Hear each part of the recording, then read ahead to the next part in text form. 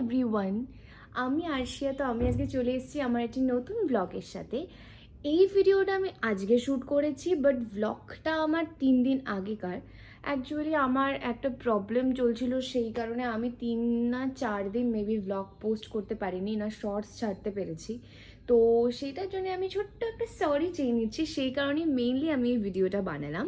আর আগের দিনের যে ব্লগটা, সেটা শুরু হওয়ার সময় আমি কোনো ইন্ট্রোডাকশন ভিডিওই বানাইনি, সেই কারণে আমি আজকে সকাল সকাল ঘুম থেকে উঠেই তোমাদের জন্য আগে এই ভিডিওটা বানিয়ে।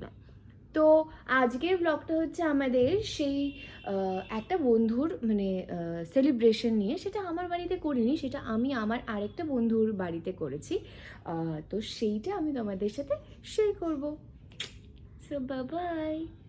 তো সেদিনকে বার্থডে সেলিব্রেশনের মেন পার্টি ছিল যে আমরা ঘরটাকে খুব সুন্দর করে সাজাবো। তো প্রথমে আমরা একটা ক্যানোপি তৈরি করেছি। আমার সাথে আমার আরও দুটো ফ্রেন্ডও ছিল, তোমরা কিছুক্ষণ পরে গেলে ওদেরকেও দেখতে পাবে।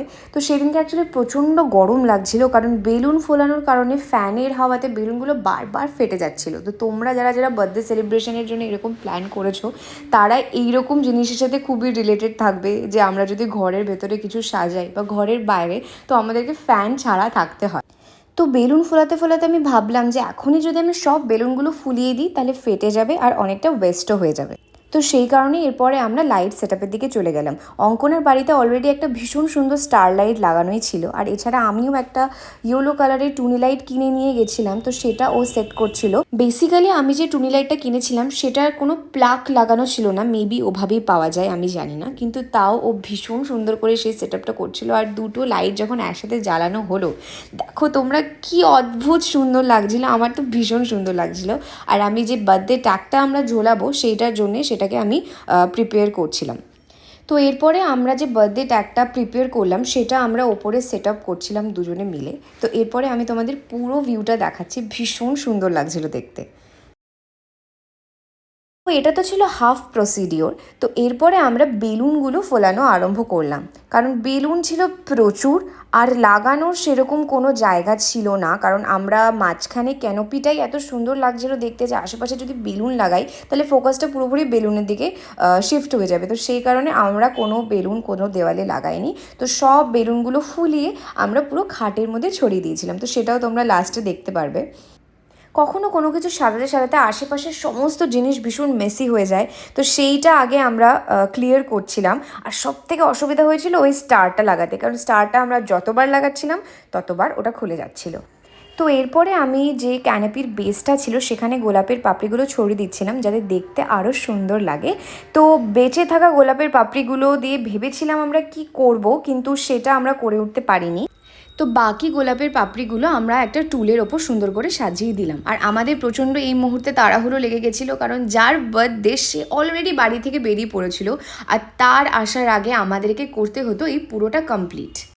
তো কি করব বুঝতে না পেরে আমরা একটা লাভ শেপ ক্রিয়েট করে ফেললাম। যাই হোক, তো তারপরে আমি তোমাদেরকে এবার পুরো ভিউটা দেখাচ্ছি। পুরো সাজানোর ভিডিওটা করতে করতে আমি ভাবলাম যে আমি আর অঙ্কনাও একটুখানি সামনে গিয়ে ওটার একটু পোস্ট করে নিই, একটু ছবি তুলে নিই, ভিডিও করে নিই, তাহলে বোঝা যাবে যে কারা সাজিয়েছে। তো যাই হোক, জোকস পার্ট, এবার আমি তোমাদেরকে সামনে থেকে পুরো ভিউটা দেখিয়ে দিচ্ছি। দেখো ভীষণ সুন্দর করে আমরা সাজিয়েছি। তো তোমরা কিন্তু কমেন্ট বক্সে অবশ্যই জানিও যে আমাদের সাজানোটা তোমাদের কেমন লাগে। সব সাজানোর পর আমি অলরেডি রেডি হয়ে গেছি, কারণ বার্থডে বয় চলেই এসছে। তো এরপরে তোমরা দেখতে পাবে বার্থডে বয় রিয়াকশন। ও তো খুবই খুশি হয়ে গেছিলো, সব থেকে বেশি খুশি হয়ে গেছিলাম আমরা, কারণ কারোর জন্য কিছু করতে পারলে বা কিছু স্পেশাল করতে পারলে তো আমাদের নিজেদেরই খুব ভালো লাগে। আর ওর তো ভালো লাগবেই, ও তো এটা বলছিল যে এইরকম নাকি ওর জন্যে কেউ আগে কোনোদিনও করেনি। তো ও এটা দেখে ভীষণ খুশি হয়ে গেছিলো। তো আমরা তাই বললাম যে আর দেরি না করে তাড়াতাড়ি কেকটা কেটে ফেলা যাক। এখানে আমরা বলাবলি করছিলাম যে কেকটা কাটার সময় কারা ওর পাশে দাঁড়াবে আর কে শ্যুট করবে, কারণ এই পুরো জিনিসটা সাজাতে আমাদের 3জনের এফর্টই একদম সেম। তো আমরা ঠিক করলাম যে আমরাই পাশে দাঁড়াই অ্যাজ ইউজুয়াল। তো তারপরে কেকটা কাটা আমরা আরম্ভ করলাম। বাপরে, বার্থডে বয়ের তো হাসি থামছিলই না। যাই হোক, এরপরে আমরা বার্থডে সঙ্গে কেক কাটিংটা পুরোপুরি কমপ্লিট করলাম।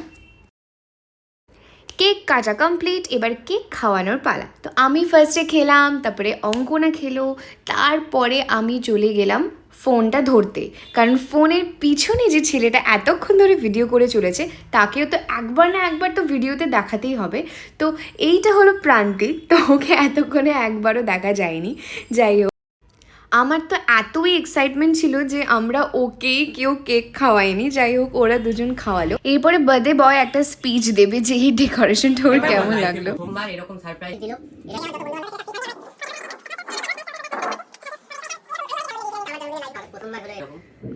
তো সবাইকে অনেক অনেক ধন্যবাদ, সবাই এরম ভাই পাশে থেকো। তো তোমরা এই এত লম্বা স্পিচটা শুনলে, অর্ধেক শুনতে পাওনি কারণ আমি ফার্স্ট ফরওয়ার্ড করে দিয়েছি। যাই হোক, তো আমাদের এখানে কিন্তু বার্থডে এভাবেই সেলিব্রেট হয়। তো যার জন্য বেলুন ফোলানো হবে তাকে তো এটা ফাটাতেই হবে। তো আমরা অ্যাকচুয়ালি ওর সাথে একটু মজা করছিলাম যাতে বেলুনগুলো আমাদেরকে না ফাটাতে হয়, কারণ আমাদেরকে এই ঘরটা আজকেই গুছিয়ে যেতে হতো, তাই ও একটু সেই কাজে আমাদেরকে হেল্প করে দিচ্ছিল। দেখো ওকে খালি, এই কাজটা করতে ও ভীষণ মজা পেয়েছে।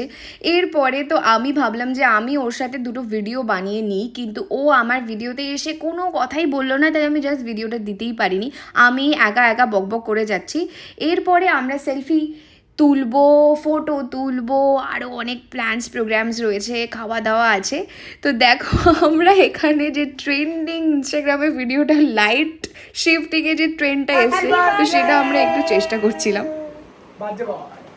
তো সবাই ওকে কমেন্টে বিলেটেড বার্থডে উইশ করো, আবার পরের ভিডিওতে দেখা হবে।